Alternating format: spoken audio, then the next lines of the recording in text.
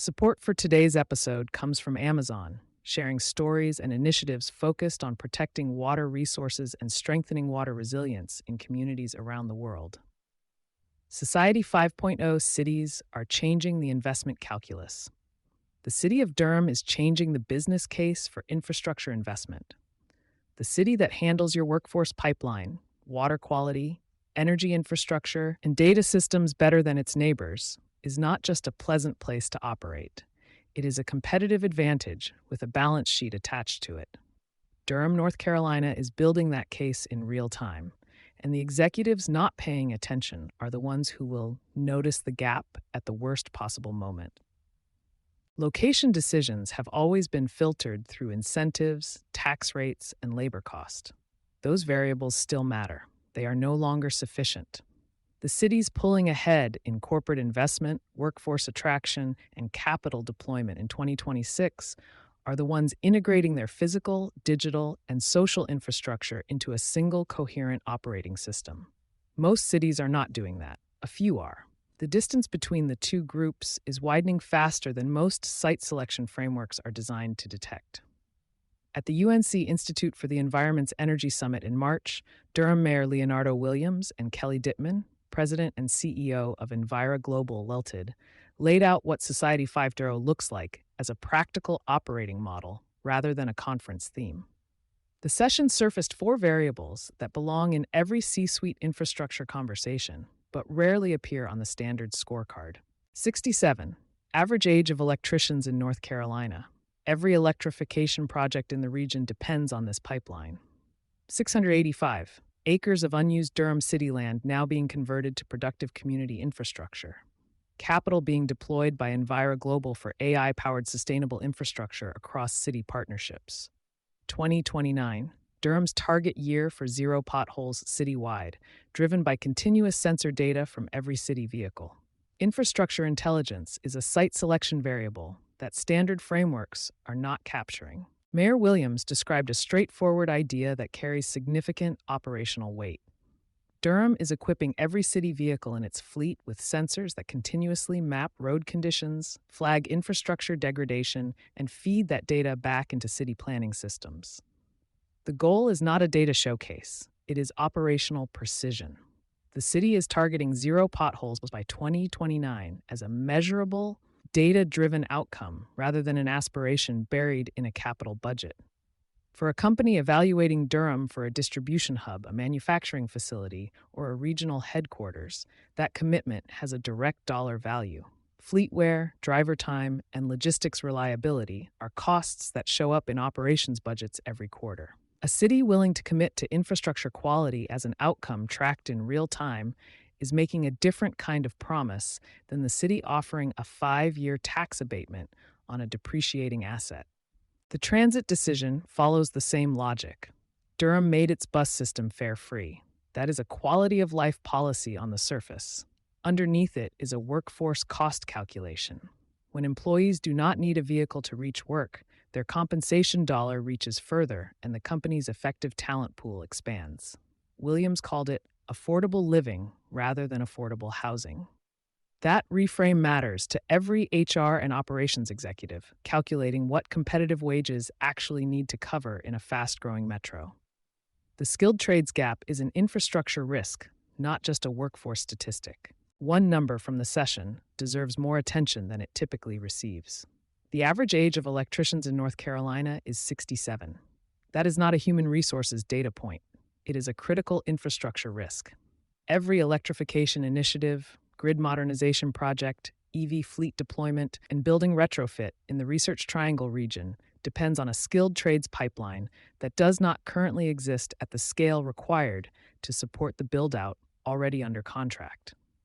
Durham's response is the Bulls Academy, a paid apprenticeship program run in partnership with Durham County that compensates participants at approximately $60,000 annually while they train for the skilled trades the regional economy needs. That is a direct public investment in the labor supply chain for the infrastructure build-out that the broader corporate ecosystem is counting on.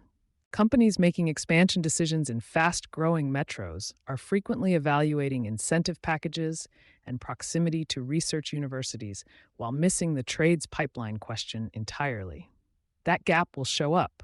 It shows up in project delays, in cost overruns, and in the realization that the electrification timeline your capital plan assumed is not achievable with the workforce that actually exists. The cities winning on corporate investment and workforce attraction are the ones that have decided infrastructure quality is a data-driven outcome, not a budget approximation.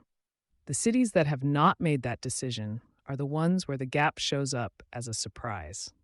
Water infrastructure risk is the due diligence line item nobody is budgeting for. Mayor Williams was candid about Durham's water infrastructure challenges in a way that most elected officials are not. PFAS contamination, elevated nitrate levels in Falls Lake and Jordan Lake, and coal ash legacy issues represent a category of infrastructure liability that is landing on current city leadership despite originating from decisions made decades earlier. His framing was precise. What scares me is what we're not managing, what we're not measuring yet. This is showing up in water systems across the country, and for corporate real estate, EHS, and operations teams, it is a due diligence variable that rarely appears in standard site selection scoring, but is increasingly material to operational continuity and regulatory exposure. Dittman noted that non-thermal plasma technology is being actively deployed in other cities for PFAS remediation. The companies at the table for those conversations are the ones who will not discover the liability later. What a working public-private partnership model actually requires. Durham's Mayor Corporate Partners Roundtable is structured around 3 specific, accountable plans: a public safety plan with a violence reduction strategy, a housing plan with a homelessness reduction strategy, and an economic development plan with a workforce development strategy. Each has a defined investment thesis. That specificity is what separates a working partnership structure from an engagement program with a logo on it. The Bull City Future Fund operates alongside this as a direct community investment vehicle, distributing grants from $10,000 to $50,000 to youth-serving organizations with no administrative red tape. The fund has raised approximately $600,000 to date and is in active fundraising rounds. For corporate affairs and ESG teams looking for community investment frameworks with measurable outcomes and no bureaucratic overhead, it is a model worth examining. Dittman's firm has been asked to deploy $2 billion in capital for AI-powered sustainable infrastructure across multiple city partnerships. That capital is not chasing communities with the best marketing. It is looking for cities with a plan, a track record, and a mayor willing to hold the accountability line. Durham has built that infrastructure, and the capital is following. The Society 5.0 question. Every site selection decision should be asking Society 5.0, as Dittman framed it, is community-centered design operating at city scale. What Williams is building in Durham is the practical version. A city where energy, transit, water, data, and workforce systems reinforce each other rather than operate in isolation.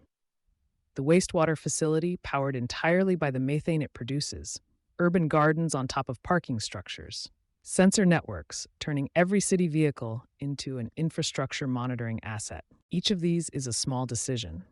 Together, they represent an operating philosophy that changes what the city costs to operate and what it delivers to the people and companies inside it.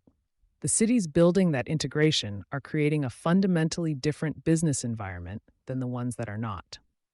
The question for C-suite executives is not whether Society 5.0 is a real framework. It is whether the city where you are making your next capital deployment decision is moving toward that integration or away from it. Right now, the answer to that question is not in the standard site selection deck. It should be. Sustainability Soundbites water coverage is sponsored by Amazon. Visit the link in our show notes to learn more about Amazon's spotlight on water. For sponsorship opportunities with Environment and Energy Leader, please reach out to a member of our team.